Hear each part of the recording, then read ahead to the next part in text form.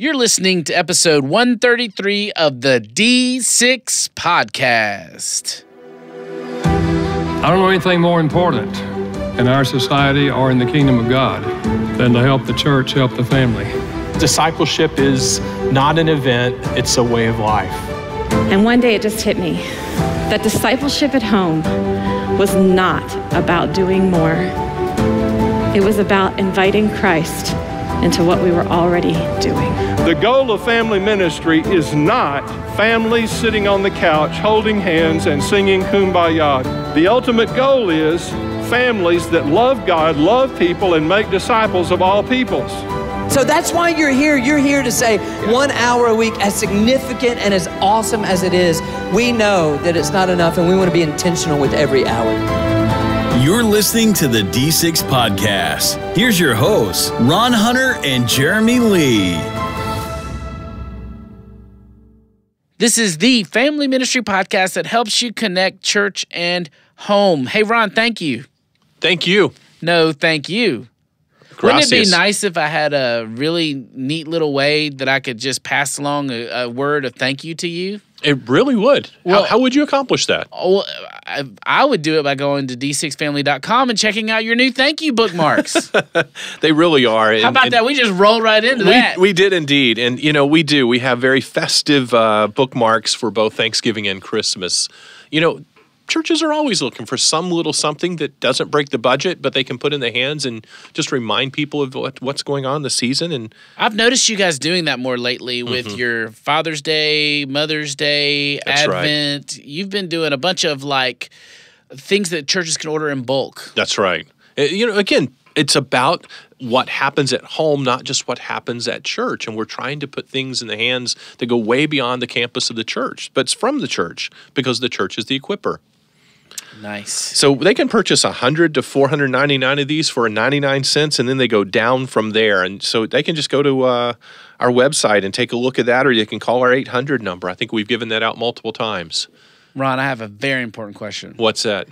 Is equiper a word? That's a good question. Because when you said that, it kind of just hung in the air for a second. I was like, equiper. An equiper. I have to look that one up later. If not, I'll write the Oxford Dictionary, ask them to add it next year. Submit them, guys. That's right. I need somebody out there is an English snob that just corrected me, probably a grammar snob. Yes. If you're a grammar snob, please get on Twitter. You can do. Let me give the big faux pas. Irregardless of whether or not it's a word, irregardless is never a word. Well, Ron, I really think you're an equiper. You just equip me. Here, let me give you a bookmark. Thank you. Okay. Hey, we aren't just talking about bookmarks today. No. We have a great topic that we're going to be chatting. It's called Broken to Blended. We're going to be talking about step families, blended families, and there are so many issues. And we've brought voices to you in the past about this subject, and there's been episodes of podcasts that we've done on this. But I love the freshness of these voices. One of the things we provide is new voices, and you discovered a couple that has lived through the blended family journey, and then they are guiding others along that journey. Steve and Samara Ashley. Yeah, I met Steve in North Carolina. We were at a D6 Connect tour. I was speaking there, and he was actually exhibiting, and our friend Mark Smith connected he and I. And then I got a chance to meet he and his wife and see what an incredible ministry they're doing. Because when we talk family ministry, we want to make sure that people don't assume, number one, that you have to be married, that it is a perfect family. I mean, one of the items that I think churches need to think about when they talk about family ministry, again, I want to reference a comment I made from a really incredible church. They said they call it my house ministry. They don't call it home ministry, they call it house. So that house ministry can happen in a dorm room, it can happen in an apartment, it can happen if you're single, it can happen if you have, if you're grandparents, you're empty nesters, whatever it is. But we often get accused as family ministry that everything's ideal, like you have, mom and a dad, and you have kids in the home. It's not. I mean, when we look at it, our numbers in Christianity, as we know, the research shows, is a little better than the secular world, but there's brokenness out there. And for our listeners, I want to remind you, my parents divorced when I was 15. I understand brokenness. And I think that may be part of my call to family ministry, is knowing the difficulty, the isolation one can feel, the drawn between two areas. And Steve and Samara, they do a great job with this in talking about blended families. We usually have emphasis on it at our conference, and our podcast is no different. And so today I'm excited that we're bringing these voices back to our listeners.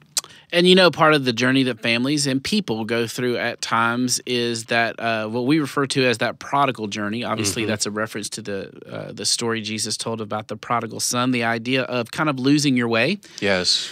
And our second interview is going to be by John Conger on how to host support groups for parents of a prodigal. Yes. Talk more about that real quick. What we have determined out there that is somewhere around 33% of our parents in our church are experiencing prodigalness in their family. They have a son or a daughter or more than one who has mentally checked out or physically checked out from church. And it is one of the most painful items that they are facing that's constantly in their mind. And so our churches have to slow down and address that issue, both what's happening and in a preventative way. Well, we have two kind of heavy topics. We're going to need to tell a lot of jokes in between to keep everybody happy. No, I'm just kidding. We were going to begin with the Broken to Blended, how to encourage blended families in our church with Steve and Samara Ashley. They will be coming up right after the break.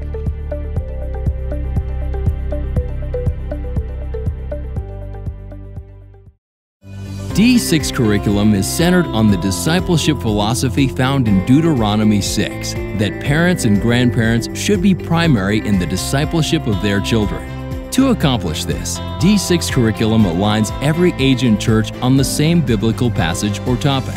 Family alignment serves as a catalyst for parents to have conversations with their children about faith in the home. D6 also provides many other tools to help parents and grandparents. Learn how D6 curriculum can empower parents in your ministry at d6family.com.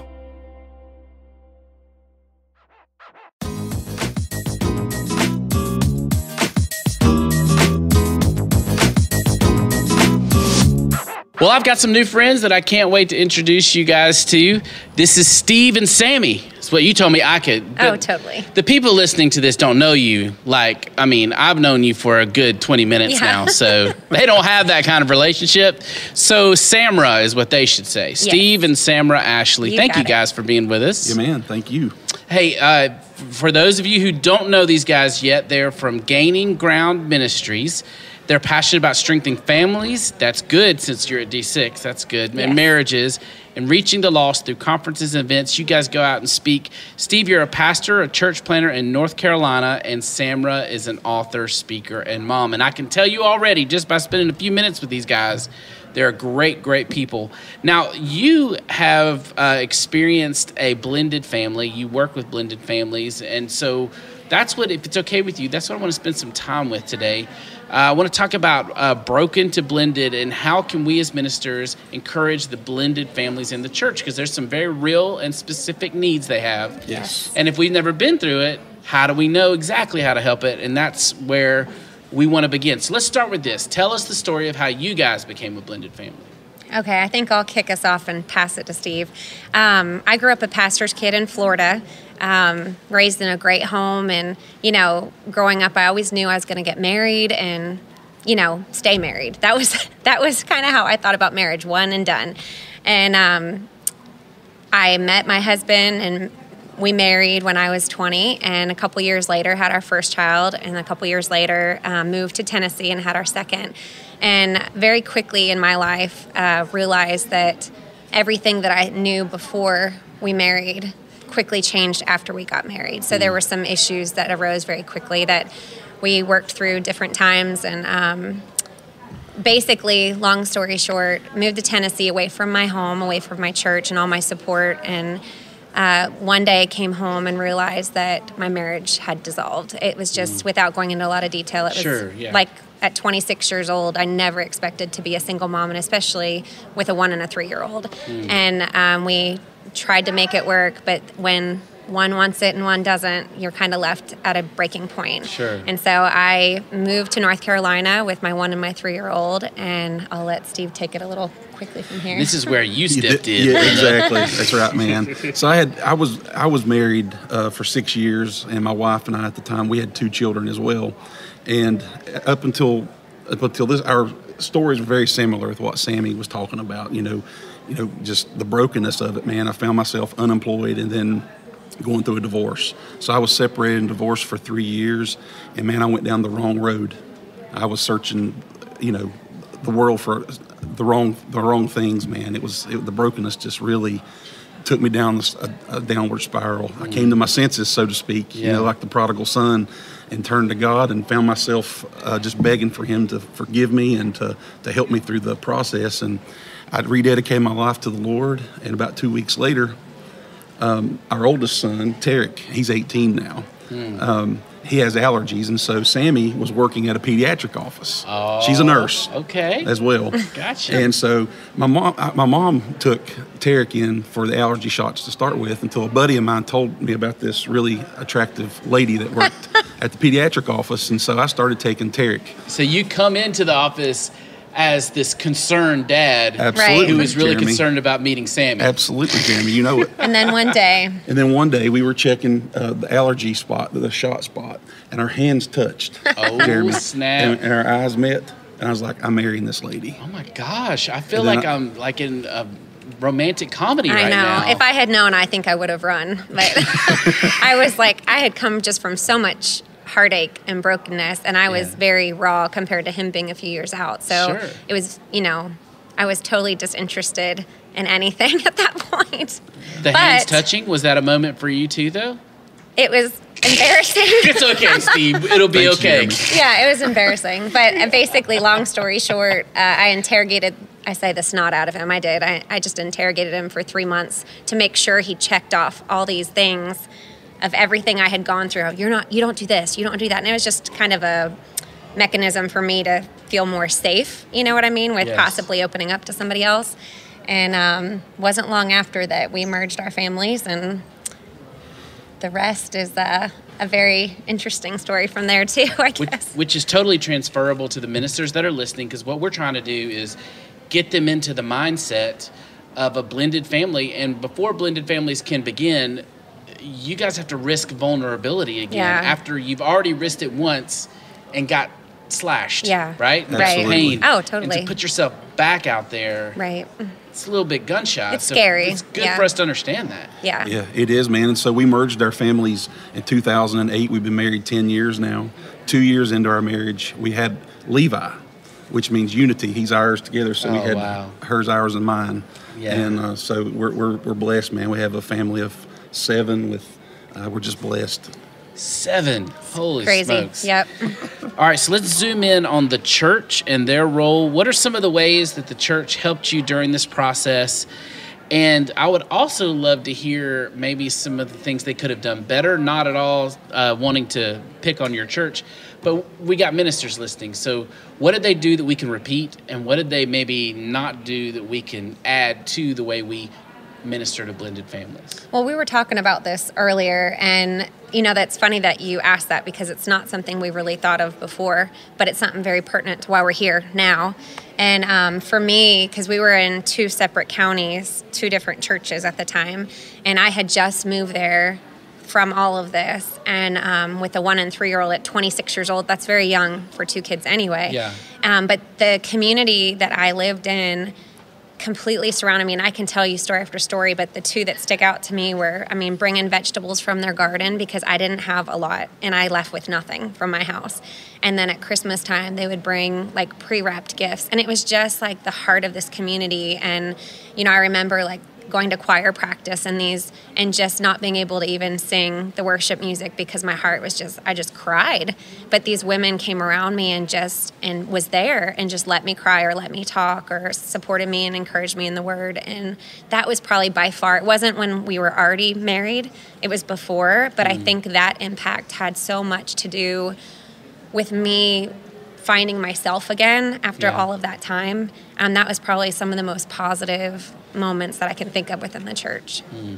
And as far as like some things that the church could have done maybe better, and, being a pastor, I'm very, you think through these things a lot, but being, a blended family ourselves, I think the biggest thing is to recognize the brokenness that are around, with over 40% of families in America today are blended. 40%. Yeah. Man. And so it's the complexities of blended families. But I think the thing that they could have done better is to familiarize themselves, instead of like being gun shy. What do I say? He's divorced. You kind of you almost feel at times you feel like the black sheep, so to speak. Yeah. But and premarital counseling too. Yeah, premarital counseling and just being able to, have those words of grace seasoned with salt. Share your staff, just what are the things to say, what are the things not to say. Those are some things that, I think that as the church body that we could, do to reach out to those that are broken through blended families. Oh, man, I love that. Words of grace seasoned with salt. That's yes. good. Hey, let's talk about just like the logistical piece of it, though. Like I'm a children's minister, and I become aware that in your family, y'all just have blended. And now one of the things I'm thinking about is your kids. Right. And I'm thinking, what do we say to little Johnny or little Susie who now has a new stepdad or a new stepmom? What would you want a children's minister or even a youth minister to be saying on your behalf as a kind of a third party in that moment? I think, first of all, we're so happy to have youth pastors and children's pastors and people that want to involve themselves with our kids because, the after effects just start, when you blend your family. So all the difficulties are coming, and that was part of our unrealistic thoughts at the time. But to have them say, you know what, I understand that this might be a difficult time for you. We are here for you as your youth group and as your youth pastor and your sponsors or whoever's there, that if you ever have something that you want to talk about, we're just going to be here to listen. We might not understand it, but we want to be here for you. Another thing is understanding that they might only be there half the time because you might have a every other weekend kid, and it's not that they're skipping church. It's actually they want to be there, but because they have to share homes, their other family might not be in church, and they might not even. So the only time you're going to have them is when they're there. Yeah. Okay, so we've got males and females represented at the table, and so I want to let's kind of talk about it because men and women are so different. No. What is it like? For a man versus a woman, what is it like in your distinct gender roles as you come blend together? What are some things, how do we encourage them? You encourage the moms a little bit, you encourage the dads a little bit. Well, I'll start off, Jeremy, as far as with the men. Men typically being the disciplinary, force of the family.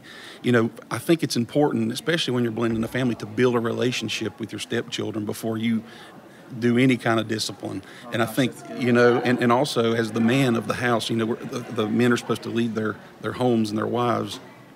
I think it's important for the couple that's marrying that this is stuff they need to talk about pre-marriage as far as how you discipline, because Which Sammy we and didn't I, have that we before.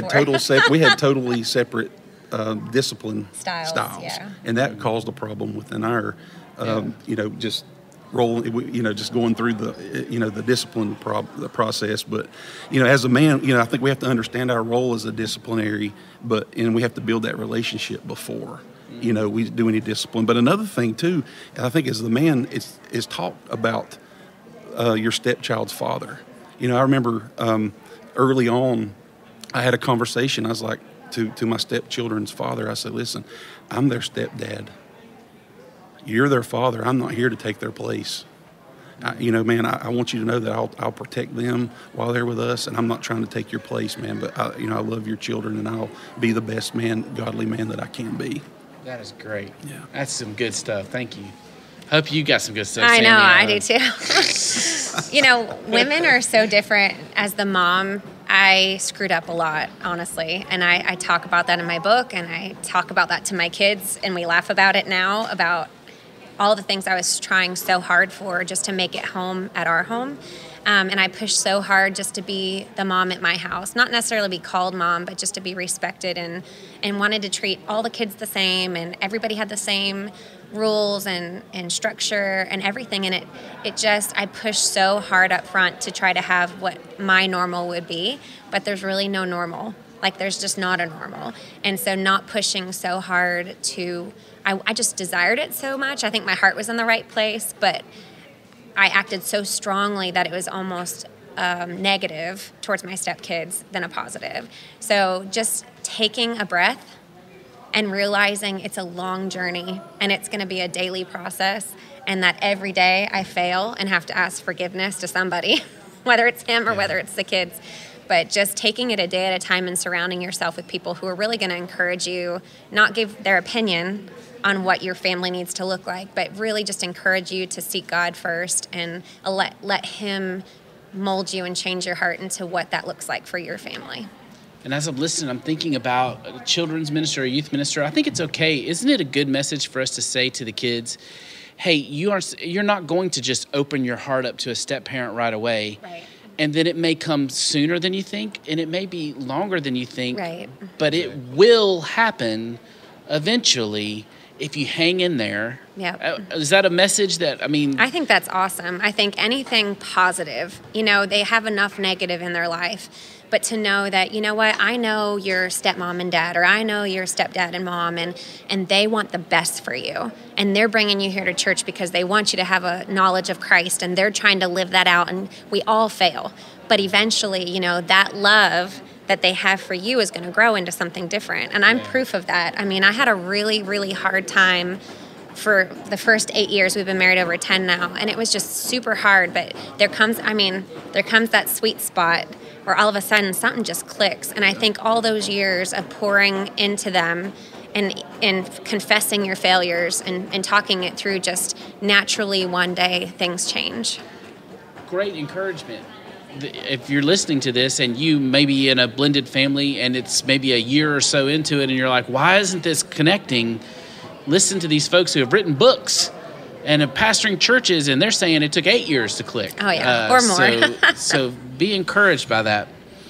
All right, so we have age-graded ministers listening. We've talked about this. What are some tips on how to help kids that are coming? Well, we've covered that question. I'm sorry. Let's talk about the blog post. I really want to get with that.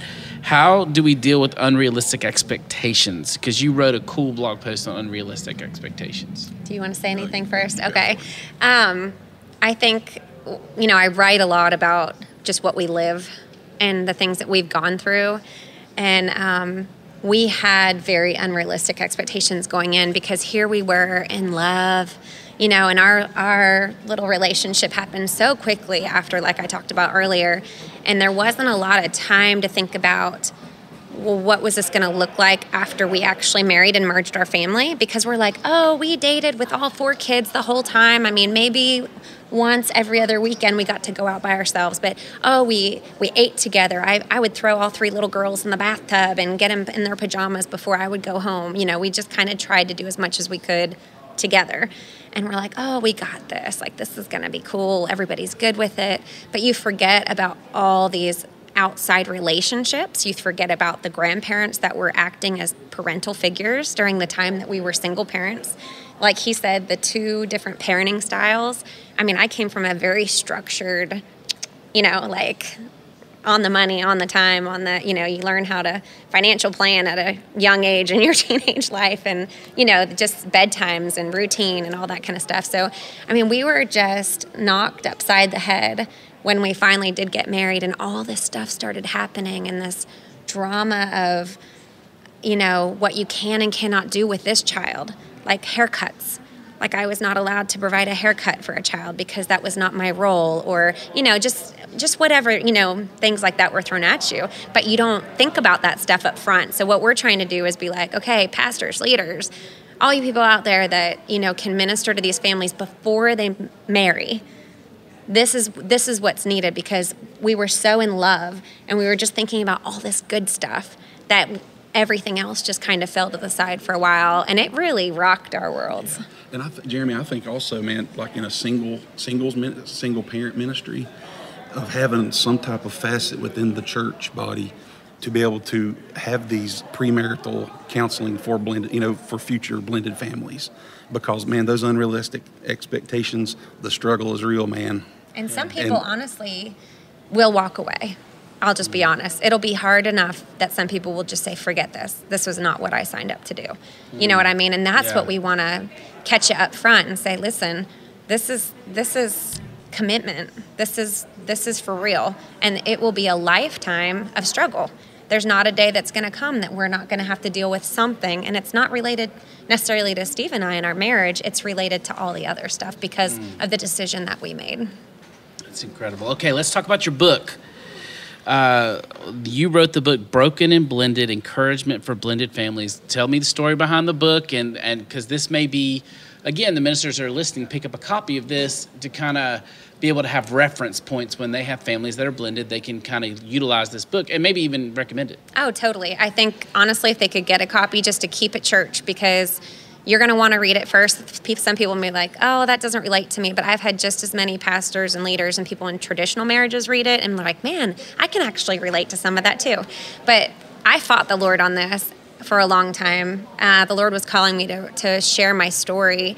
And I'm like, Lord, I'm finally healing. Like, my scar is finally healing, and I don't want people to see all this. I don't want to talk about the dirtiest parts of my life to some strangers, and then how are they going to respond? They might not agree. They might think I'm ridiculous. Why is she telling all her garbage? And you know what I mean? Yeah. And so I fought the Lord so much, and finally I just said, okay, if it's for your glory, if this book, whatever, and I didn't even know it was going to be a book at the time. I did it as a blog post, and I just kept adding to it. Wow. And then the Lord took it and turned it into the devotional, and I literally would cry and just pour my heart out, and the Lord would inspire me. The Holy Spirit would just give me something to talk about, a topic or a scripture verse, and then I could relate to it with our life. So it's raw and it's real, doesn't sugarcoat our life at all, and it talks about the really hard parts about, what do you say when your kids are like, Mommy, why aren't you and Daddy together anymore? Like, when is it okay or not okay to talk about stuff like that? Or,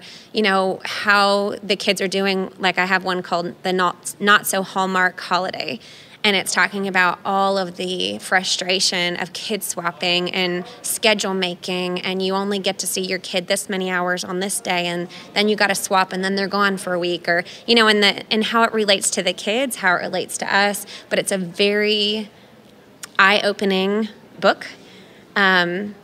Just about what to expect. And so if people, like we talked about before, if they're about to go into that, or if they're contemplating one day that maybe they lost a spouse, or maybe they're a single parent, and one day they're thinking that that's what they want, it's a great start. Not to turn them away, but it's a great start to go ahead and read. And for pastors especially, to be able to understand. We've had pastor friends that are like, listen, I got this couple to counsel, and they're in a blended family, which I didn't think I had any in my church, first of all. And then they're like, the lady says that the husband's not treating her kids the same as his own kids, and they just don't know what to do, and they don't know what to say because it's not something that they've lived or talked about before. So hopefully it'll help somebody. Well, thank you guys so much for being with us. I truly appreciate it. You're listening to Steve and Samara Ashley. The book is called Broken and Blended, Encouragement for Blended Families, and you can find more about them at gaininggroundministries.org. Thank you, guys. Thank you.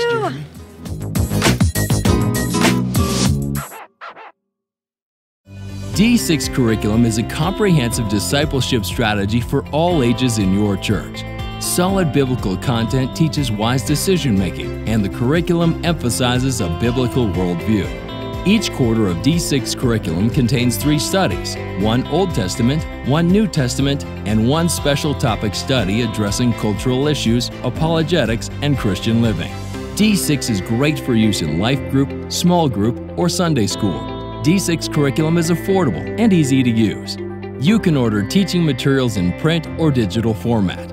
See how D6 Curriculum gets every age on the same page at d6family.com.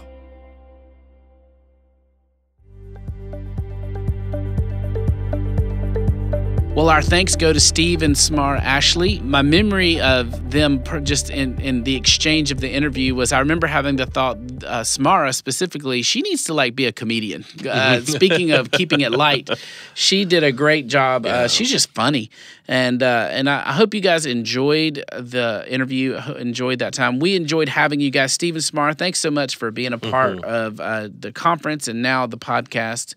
We totally appreciate you guys. Now, why don't you set up one more time, John Conger, just real quick, and then take us into it. Yeah, John, again, I think he's going to walk through an area that I think even lead pastors struggle with. And what I mean by that is that a lot of lead pastors are of the age that they have teenagers or they have grown kids, and their kids are struggling with this topic.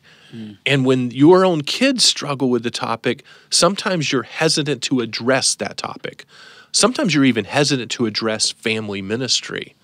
And I think that's why John brings this very appropriate address so that we all can face this issue, because we cannot ignore it.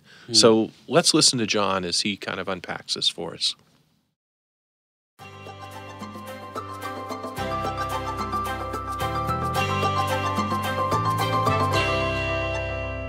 I'm excited to introduce to you guys John Conger. He's a professor of family studies at Lipscomb University and the marriage and family minister at Hillsborough Church of Christ in Nashville, Tennessee. I like Nashville. That's a lot. You're a professor and a pastor. That's a lot of stuff. You need to slow down, man. I know. Go on vacation or something. I know. He also directs numerous programs designed to strengthen families. He's married, and he has a wife and has 2 adult sons who both of them live in Thailand? Both of them. Oh, wow. How cool. Now, you are here teaching a seminar called Faithful Parents, Developing Support Groups for Parents of Prodigals. Now, that's super specific and really interesting. So we want to try to help ministers that are listening to this see how they might be able to do that, support groups for parents of prodigals. So could you kind of unpack that seminar for us, kind of give us the how and why we should do this? Well, first of all, there's a lot of parents of prodigals out there. We discovered that the hard way because my wife and I are parents of prodigals. Yeah. And we were hurting pretty badly and had no idea that there were other people around us. And one day at our church, somebody at worship turned around and said, "Would you pray for our kids?" And I said, "Well, I'll pray for yours if you'll pray for mine." And they said, "Your kids?" And they were in college by this time. And we said, "Yeah." And so we began to look around us and realize there were a lot of people there who had, this situation that very serious, great disappointments. And so we just called them together, a few of them that we knew, and said, we want to get together and pray for our kids.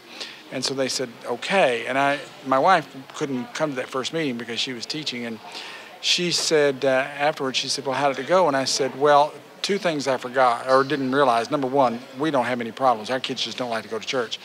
The other one is I forgot the Kleenexes. I had no idea the kind of pain that was there. And a lot of the parents who came to that meeting couldn't even talk. They just, all they could do was weep. And I mean, not just a little sniffle. I mean, they bitterly wept. And they said, nobody's ever asked us about this before. And we are hurting so badly and carrying so much pain and guilt and shame.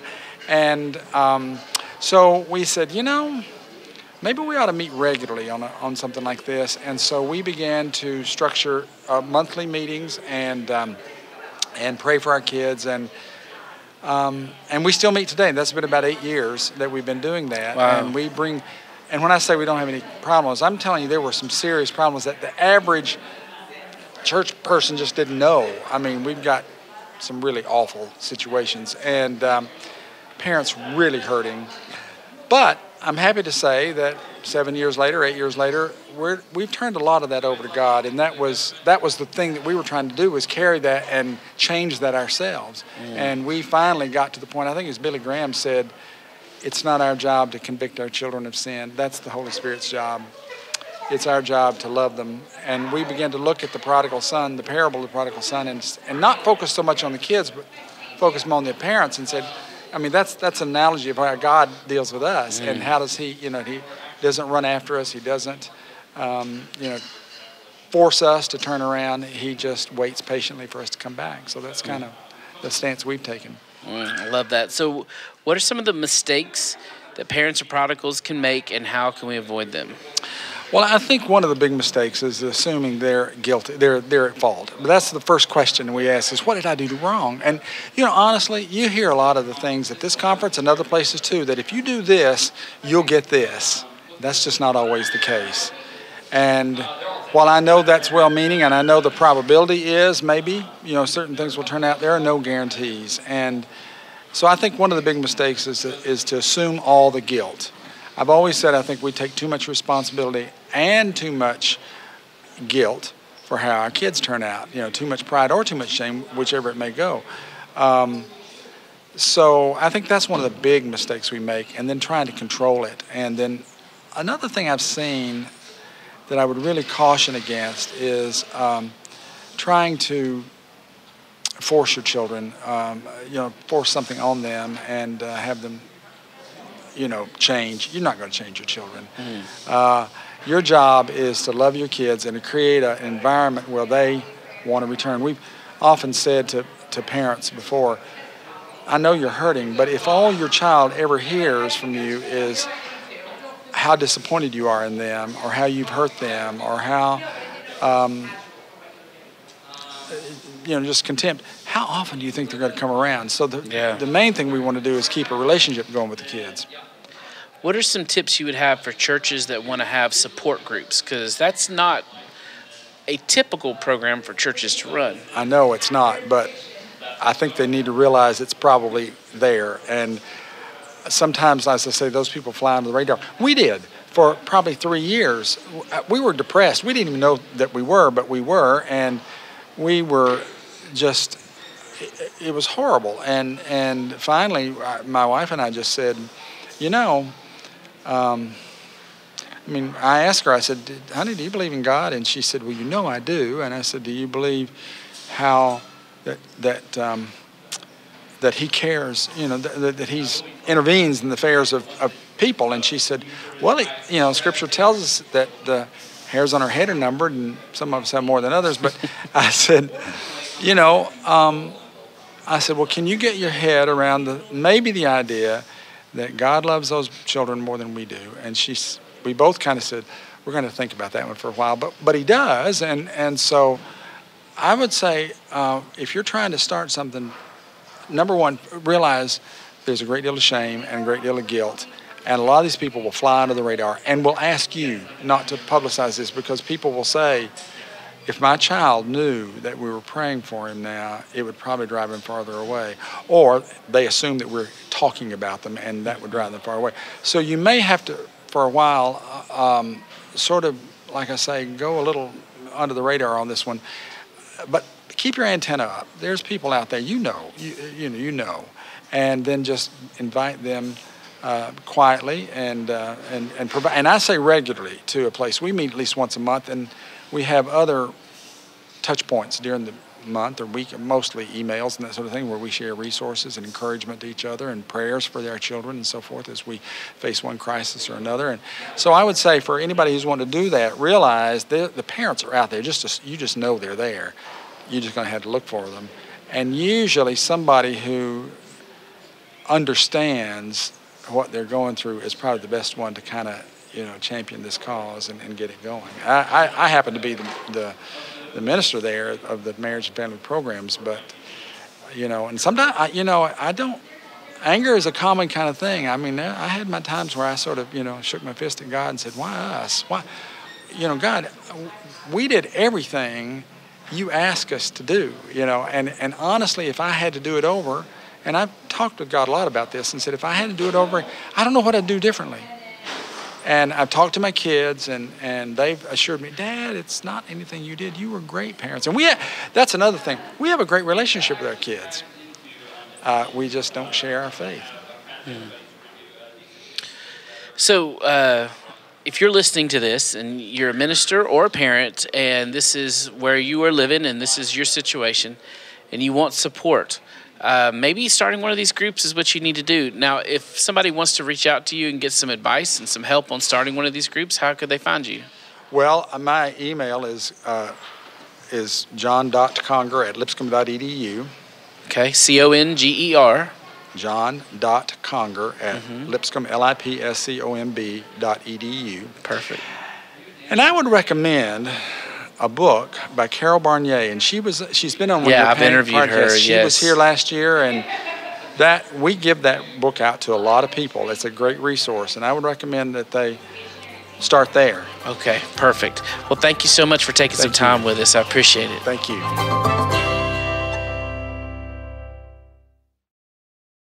Well, thank you to John. And as we're coming to a close of this podcast, Ron, we talked about the thank you bookmarks that you guys are making available for the holiday-themed bookmarks that they can go check out. I get that.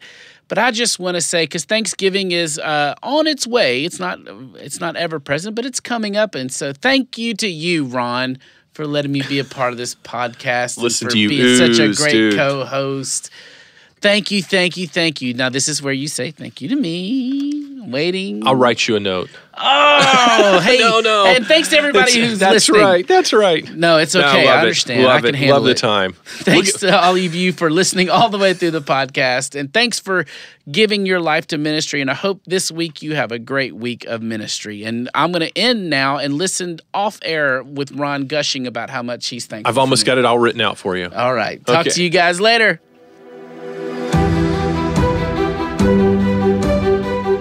You've been listening to the D6 Podcast. You can learn more about D6 at d6family.com.